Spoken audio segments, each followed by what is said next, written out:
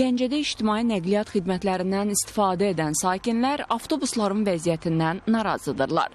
Şəhərdə hərəkət edən avtobusların əksəriyyətinin köhnə olması sərnişinlər üçün problemlər yaradır.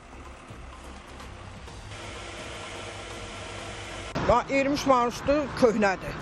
Baxın, meslər sudur, bütün sudayam.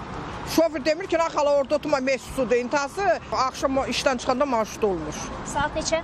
Saat 6-7 arası marşrut olmuş. 23 nömrəli marşrut lap gec gəlir. 1 saata, 2 saata gözlə gələn ki, marşrut gəlirsə gəlib çıxmır.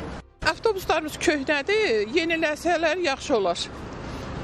Yəni köhnə deyərkən nəyi qan eləmir sizi? Sidiniyaları, oturacaqlar narahatdır. Ümumiyyətlə şəhərdə vəziyyət belədir ki, bəzilərində yaxşıdır, bəzilərində yox. Məsələn, 4-də təzə avtobuslar verilib, amma köhnələri də var. 15-ində bəziləri yaxşıdır, amma bəziləri çox bərbad vəziyyətdədir. Çıxıb düşmək belə mümkün olmur. Sərinliyi necə? Sərinliyi yox, amma təmizliyi, qışda istiliyi var. Sağ olun.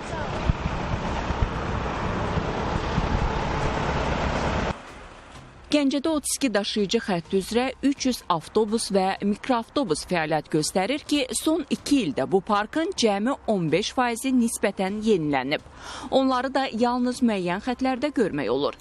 Yerdə qalan xətlərdə istismar müddəti köhnəlmiş nəqliyyat vasitələri xidmət edir. Əhalinin bu xidmətlərdən narazılığı qaynar xəttə gələn müraciətlər arasında tez-tez yer alır.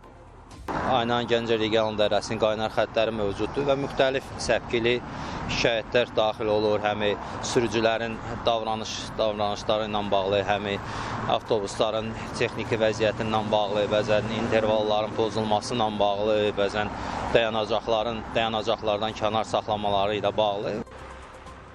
Sakinlərin əsas istəyi müasir, rahat və təhlükəsiz avtobusların xəttə buraxılmasıdır. Onlar Bakıda olduğu kimi Gəncədə də müasir, rahat və ekologiyaya uyğun avtobuslar tələb edir.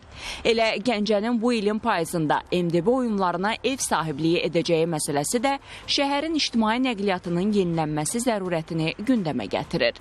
Yaxın aylar ərzində müsabiqələrin qanunvericiliyə şəkildə uyğun şəkildə müsabiqələrin keçirilməsi nəzərdə tutulub və biz inanırıq ki, bütün mövcud xətlər üzrə bütün avtobusların yenilənməsinin şahidi olacaq. Hər marşrut xətti üzrə müəyyən göstəricilər var, həm yolların strukturuna uyğun şəkildə 7 metrlik, 9 metrlik, 12 metrlik avtobusların olması nəzərdə tutulur. Hər xətt üzrə həmin xəttə yola uyğun avtobusların istismara buraxılması nəzərdə tutulur.